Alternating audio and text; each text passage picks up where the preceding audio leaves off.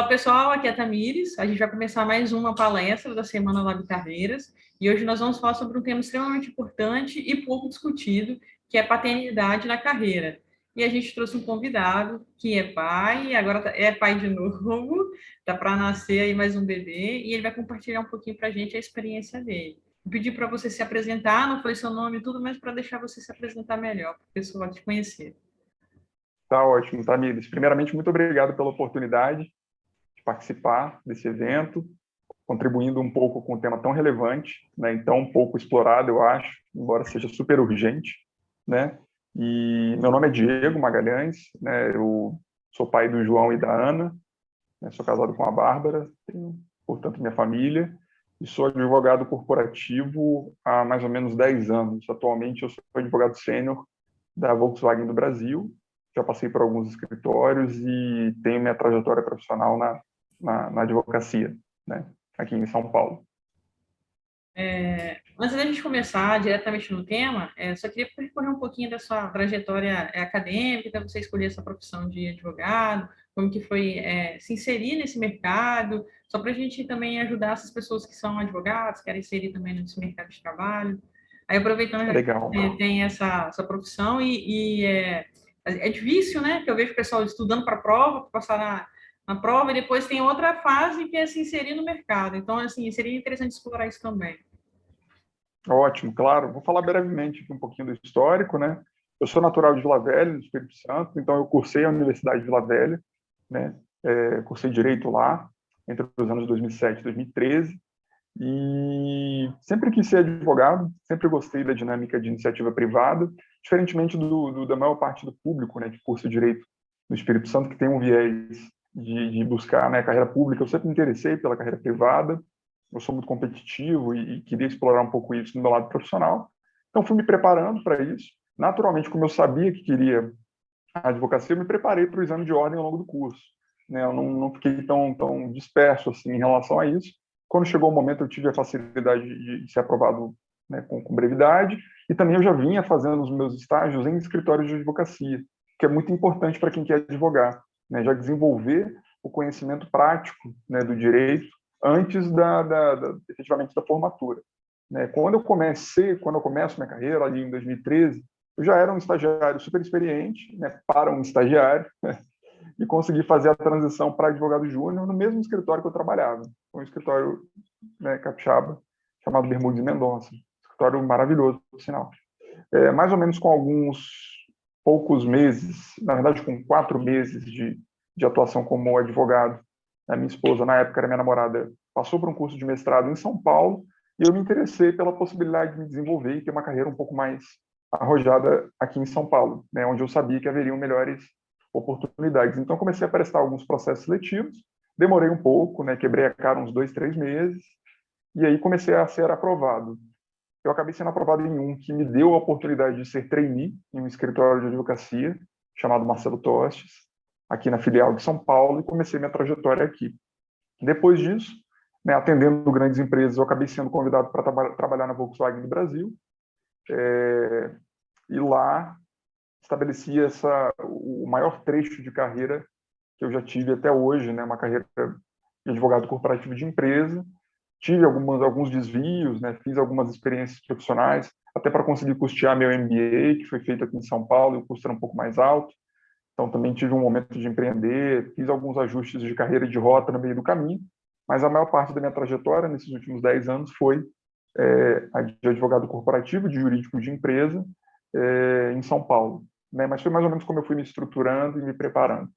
Qual dica você pode dar para quem está se formando, ou então quem está querendo ir para outro estado, no caso São Paulo, se inserir nesse mercado, que às vezes fica meio perdido, né? Qual é a dica que você pode dar para essas pessoas? Olha, para quem está no curso de Direito, está se formando ainda, perdão, eu sei que é difícil ter isso, principalmente quando a gente é muito jovem, mas é muito importante ter foco, né? É muito importante saber o que a gente quer.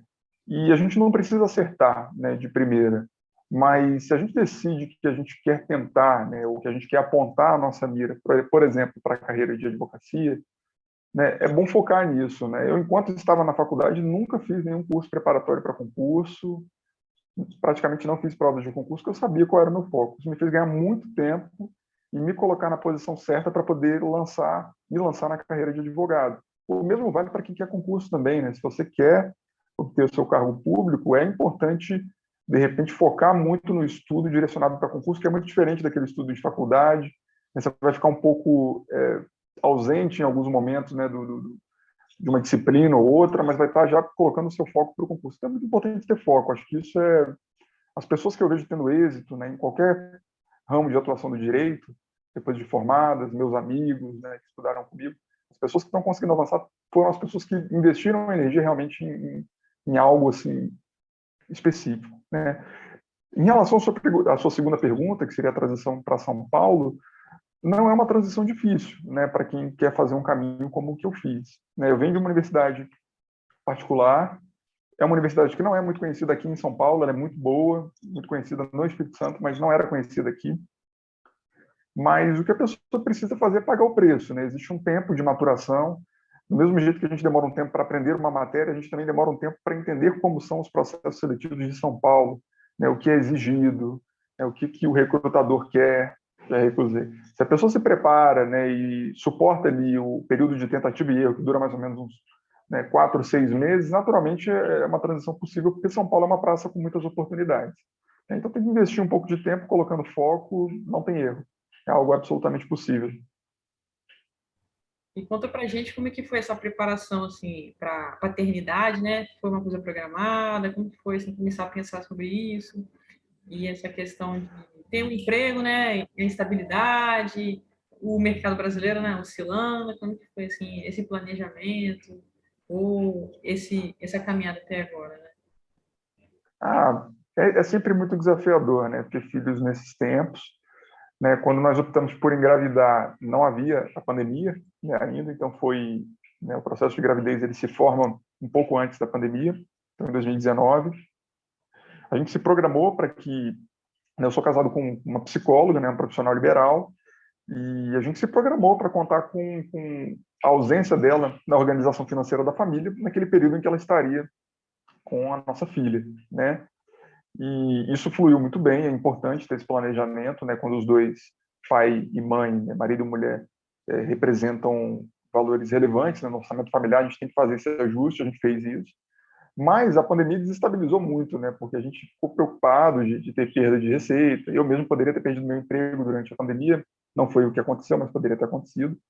E a paternidade e a maternidade também, para colocar no mesmo bolo, ela tem um componente de risco, assim, né? A gente não tem certeza de que a gente vai conseguir dar tudo o que a gente gostaria para os nossos filhos. Nem por isso a gente deve deixar de ter filhos, né? Passa um pouco por essa inteligência emocional.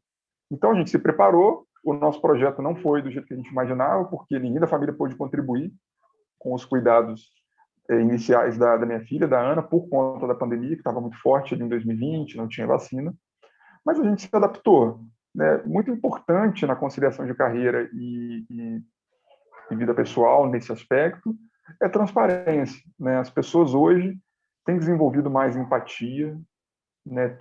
Né, o empregador, por mais que ele exija alta performance, né, ele tem sido cada vez mais pressionado por valores, né, corporativos que são valores de responsabilidade social, né, responsabilidade em relação à gestão, né, dos empregados. Né? Então, a condição de trabalho hoje numa grande empresa, embora seja uma condição muito demandante, também as empresas estão se preocupando com isso. Então, é muito importante você se colocar. Né? E eu, desde o primeiro momento, falei, olha, eu tenho total interesse em me desenvolver profissionalmente, crescer, mas eu também quero ser pai. Né? E eu não posso esperar a vida inteira por isso.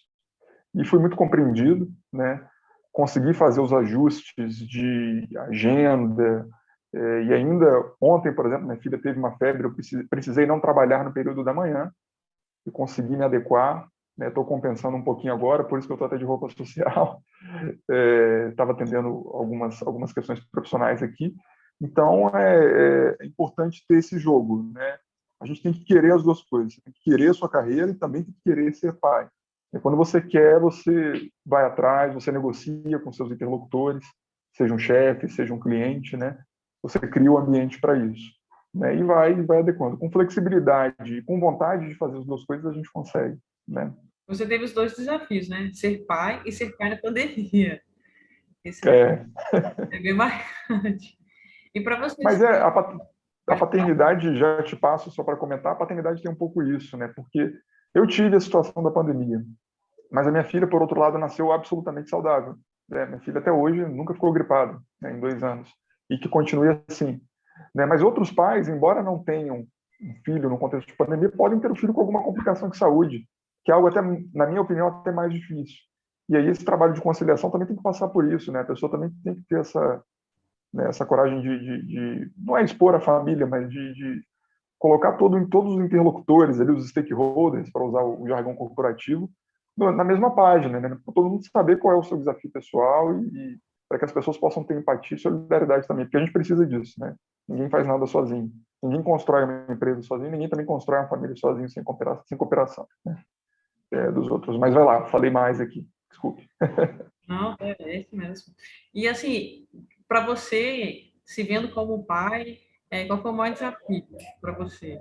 Olha, em relação à carreira, assim, e paternidade juntos, né, nessa perspectiva, o maior desafio é conseguir fazer o que os especialistas em programação neurolinguística, perdão, chamam de controle de estado, né? Que é você sair, às vezes, de um ambiente profissional ou de uma situação profissional muito tensa e ingressar no seu ambiente familiar com paz, tranquilidade, sem carregar, às vezes, aquela, vamos chamar aqui de energia, né, pesada.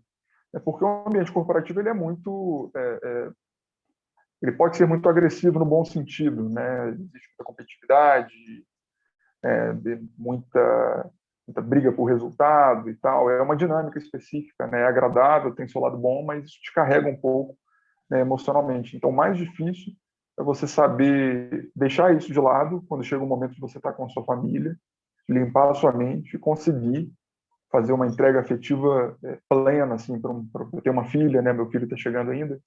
É para uma menina, né? Uma criança, né? Que é super carinhosa, está esperando de você uma brincadeira, né, está esperando o seu bom humor e você às vezes está com aquela tensão. Então, o mais difícil é conseguir não transferir a tensão profissional para o ambiente, né, familiar. Acho que esse é essa grande batalha, né? Você tem alguma dica para quem tem essa dificuldade também? Tenho. A gente precisa criar alguns gatilhos, né? Eu, com o tempo, aprendi a me respeitar, entender que às vezes é melhor você ter algum ritual entre o momento em que você se desconecta do trabalho e aquele que você vai para o ambiente familiar. Então, antes eu queria sair do trabalho e encontrar minha filha para ter a maior quantidade de tempo possível com ela. Eu percebi que muitas vezes eu arrastava um pouco da minha atenção para o ambiente familiar e eu não conseguia brincar com ela com a mesma intensidade. Então, aquele tempo que era maior era um tempo de baixa qualidade, né, em alguns momentos. Então, eu, por exemplo, coloquei a atividade esportiva, né, o esporte, eu faço algumas atividades esportivas, entre esses dois compromissos. Isso me tira um pouco de tempo, né, com a minha esposa e com a minha filha, mas quando eu volto para casa, depois de sair do trabalho, passar pelo meu esporte né, fazer todo o traslado para casa, quando eu cumpro esse périplo, eu chego em casa já com outra disposição, né, em outro estado de espírito, 95% das vezes bem humorado, porque, né, o treino foi bacana, eu falei com outras pessoas, até falei um pouco do meu trabalho, com outros colegas que também trabalham, que estão ali para ter aquela descompressão, né? Então, no fundo é isso. Foi o meu caminho, né? Para outras pessoas pode ser tocar um instrumento, fazer uma leitura, né? Mas você ter uma descompressão entre os dois mundos, né? Se a pessoa puder fazer isso todo dia, ótimo. Se puder fazer 3 vezes por semana também, ótimo. Mas é algo importante, é algo que a gente tem que respeitar. Eu acho que é a melhor saída. E nessa combinação de paternidade e pandemia, né? Para você, assim, o que mais foi desafiador? Ó, pela minha experiência, também vi dois pontos, né? Primeiro, a preocupação de saúde, né? Porque eu vivi um momento em que a gente não conhecia muito bem o que era o coronavírus. Ficava muito preocupado com a saúde da minha família, minha esposa ainda grávida, naquele cenário de, né, aguardar ali para acontecer o parto, então preocupação com ela, com a minha filha. Acho que isso o mais foi o maior desafio no primeiro momento, né? Depois a gente entendeu que, pelo menos para o nosso grupo, era um risco de menor intensidade, era um risco relevante, mas de menor intensidade. Com o tempo a gente foi administrando isso. Esse foi o primeiro ponto. Eu acho que um segundo receio, que é um receio um pouco mais tangível, era o medo de haver, né, uma crise econômica, até maior do que essa crise que a gente está vivendo e não ter renda, né, para poder proporcionar tudo que eu gostaria para minha família. Eu acho que para quem é pai, especificamente, a gente ainda vive uma sociedade muito masculinizada, então o homem ainda se cobra, né, muito assim. O homem ele já divide a responsabilidade financeira com a mulher na maior parte das famílias que eu conheço, mas o homem ainda tem uma coisinha, né, uma cobrança lá no fundo de que, pô, eu é que tenho que resolver, né, eu tenho que depende de mim, né? Não é assim, mas a gente se sente um pouco assim. Então acho que essa preocupação um pouco exagerada com o aspecto material foi um segundo desafio também que eu tive que enfrentar, e eu acho que a maior parte dos pais também viveu isso. E como você já falou, né, por causa da pandemia, vocês tiveram uma dificuldade dessa rede de apoio familiar. A gente sabe, assim, que a mulher, querendo ou não, acaba virando um pouco o centro da atenção, né, que está ali com a questão de gerar, né, o bebê e tudo. Como foi para você esse processo? Porque eu sei que quando você é mãe, às vezes você cria grupos, né, aí você consegue discutir sobre maternidade, falar sobre maternidade, externalizar. E como que é para esse processo para o homem, né, dentro desse. Olha, a preparação nesse sentido para a paternidade ela melhorou muito, né? No passado era uma coisa muito instintiva, né? Pensando pela geração dos nossos pais. Acho que hoje ainda existe uma escassez de grupos, né? De um espaço para conversas, né, em relação à paternidade. O homem não tem ainda ele não se permite ainda fazer isso, como o exemplo que você deu, né? De criar um grupo, trocar ideia com amigos com frequência, né? Sobre o tema da paternidade, isso ainda não existe. Mas a gente já teve algumas guinadas muito boas, como, por exemplo, a guinada que aconteceu no mercado editorial. Existem muitos livros hoje sobre paternidade, né? Então, isso é uma mídia, é uma forma de conteúdo que eu usei muito, eu li muito sobre paternidade, foi muito bom, né? E fora esse tronco, esse braço mais, né, editorial, assim, de livros, né, de construção até mais acadêmica, a gente tem muito conteúdo digital hoje sobre paternidade. Então, por mais que a gente não tenha com quem conversar, a gente acaba, né, acessando esses canais e até criando uma espécie de amizade virtual, né, de contato virtual com as pessoas que geram esse tipo de conteúdo, que é muito bom, né, também. Então, comigo foi assim o processo de construção e eu sou muito grato a isso, porque hoje eu tive acesso a muito mais informações do que meu pai teve. E uma outra coisa que ajuda muito também, nós homens, e que me ajudou muito, são os conteúdos, tanto editoriais como de internet, feitos por mulheres, os canais de mães, né? Porque não existem muitos canais de pais, mas eu aprendi muita coisa com canais de mulheres, assim, né? Nos primeiros meses, como fazer as coisas com o bebê, como alimentar, como colocar para dormir. Eu aprendi basicamente com canais de mães, assim, canais mais voltados para o público feminino, mas que ensinavam algo que valia para mim. Então, é um pouco disso, né? Eu não tive preconceito, eu tentei aprender o máximo do que eu podia aprender e vi que tinha muita coisa à minha disposição. E acho que todo mundo hoje ninguém tem desculpa. Conhecimento está na mão, né? Agora eu queria explorar um pouco essa relação assim, do seu trabalho, né? Como você falou, tive que me ausentar, tudo. Como que. Eu sei que você falou, precisa ser transparente, conversar, mas eu queria que você desse uma dica e até mesmo compartilhar um pouco da sua experiência desse fato também de se colocar, né, dentro do seu ambiente de trabalho, como pai, porque antigamente a licença maternidade era 5 dias, né? E hoje a gente já tem um apelo aí, como você falou, de tentar aumentar, né, esses dias, e realmente só quem é pai, quem é mãe, vê realmente a necessidade de ali um companheiro para ajudar.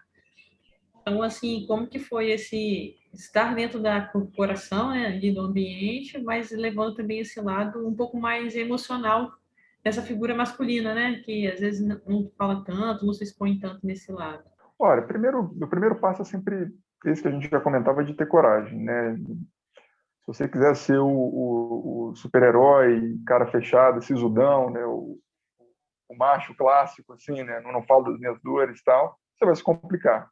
Né? Porque as pessoas não vão entender como é a sua vida, não vão entender suas lutas e não terão empatia, né? Um requisito para que as pessoas tenham empatia, né? E compreendam os nossos processos é que elas tenham conhecimento do que a gente vive, né?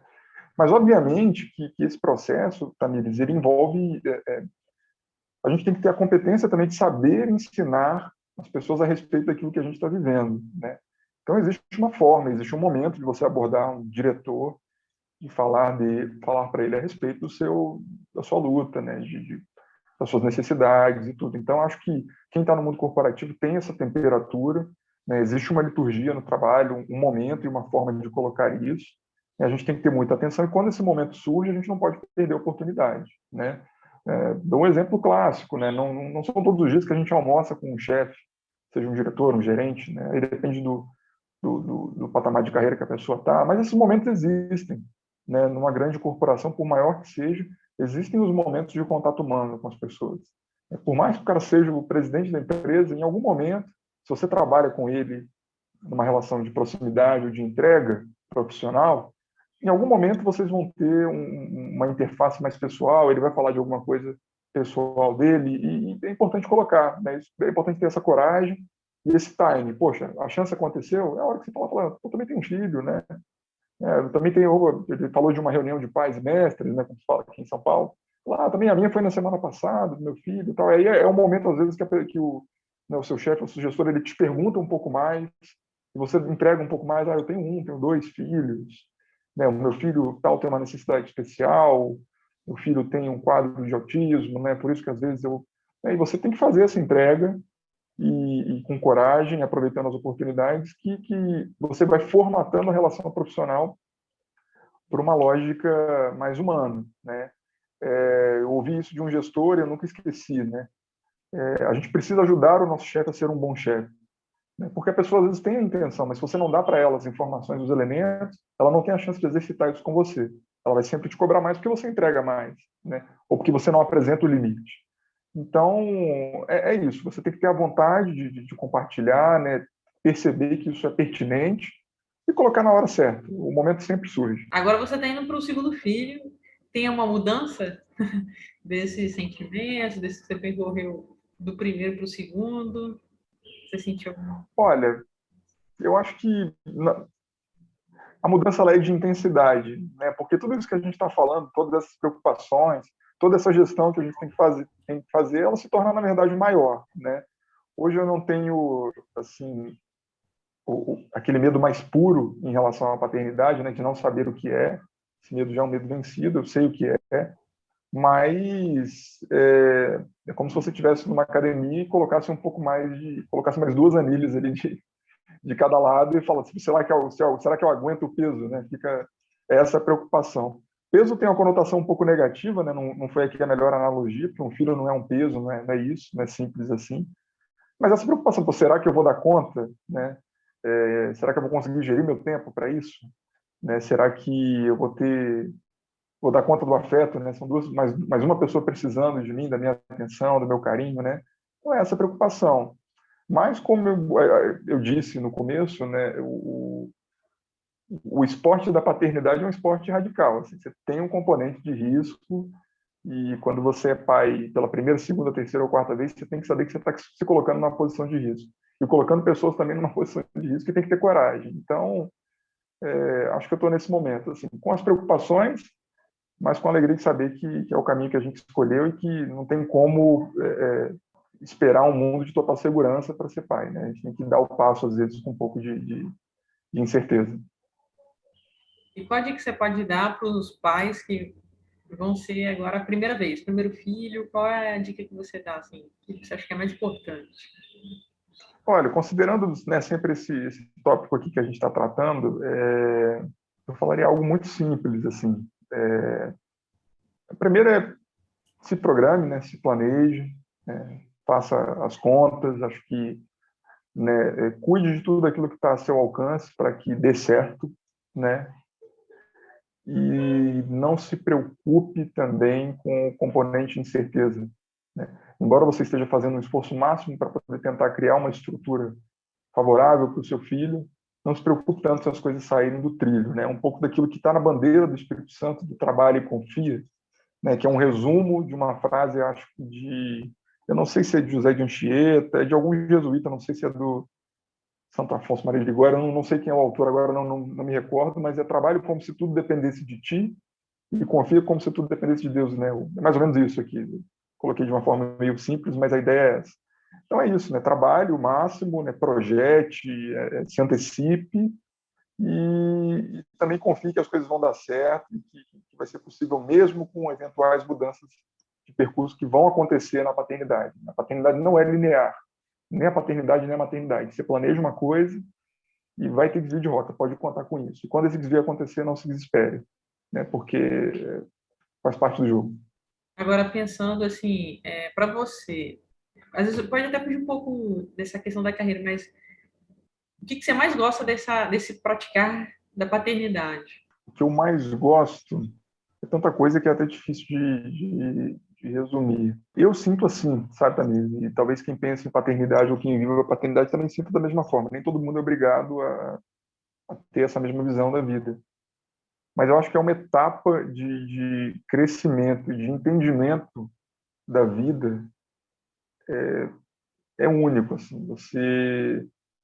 O que eu mais gosto na paternidade é porque quando você se torna pai, você deixa de ser a pessoa mais importante na sua vida, com certeza, né? Isso deveria acontecer já no momento do casamento, para quem opta pelo casamento ou da união estável, né?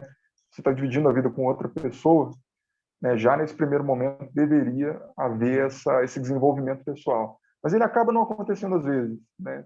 A gente, na relação amorosa, a gente vai construindo isso com o tempo, né? Essa entrega para o outro, ela vai com o tempo. Mas o filho, ele não te permite atrasar esse processo de crescimento. Quando nasce um filho, você morre um pouco, você morre para você, né? E eu acho que o sentido da vida é realmente a gente se entregar para os outros, né? É você se doar para as pessoas. Acho que a forma mais perfeita de amar é essa. E o filho te obriga a viver isso. Então, o que eu mais amo na paternidade é isso. Porque quando minha filha nasceu, minha primeira filha, a vida ganhou um sentido diferente. E eu acho que eu entrei numa rotação, num ritmo de vida muito mais feliz por isso. Então, acho que é mais ou menos por aí. Legal. Tem alguma coisa que você gostaria de compartilhar para a gente? Eu não te perguntei. Deixa eu pensar, né? De novo, é muita coisa, é tanta coisa que eu poderia compartilhar. Então, acho que, assim, em linha, né, sempre seguindo a linha aqui do que a gente está falando, eu gostaria de dizer para as pessoas que vão ter a oportunidade de ouvir que vale a pena, né, a paternidade. Existe uma visão de mundo um pouco utilitarista hoje, né, de que é melhor a gente desenvolver renda, ter experiências, viajar infinitamente, que isso é mais legal, ou a gente ter tempo, ou até, vou falar um negócio um pouco polêmico, mas não é a intenção causar polêmica, né? Vou me explicar já. Até a pessoa que está por ter um animal, né, como opção de cuidado e desenvolvimento assim, do afeto. Né? Todas essas experiências são ótimas, né? Eu amo viajar, eu tenho animais de estimação pelos quais eu tenho grande amor, quero continuar tendo, quero crescer profissionalmente, mas eu acho que a experiência da paternidade é uma coisa muito especial e é algo que está acima, em termos de hierarquia mesmo, de todas essas experiências que a gente está mencionando aqui. E acho que as pessoas deveriam ser mais amigáveis em relação a isso. A nossa sociedade deveria ser mais amigável. E para quem tem o desejo de ser pai, pense nisso, né? Existe uma ordem de grandeza entre essas coisas. A paternidade é uma coisa muito especial. Se eu pudesse falar algo muito direto, já para fechar sua pergunta, não atrase esse plano, né? Não coloque outras coisas na frente disso. Se você tem condições, invista nesse projeto, porque ele é diferente, ele é realmente muito especial. Obrigada, Diego, pela palestra. Obrigada por compartilhar, né, conosco sua experiência de paternidade.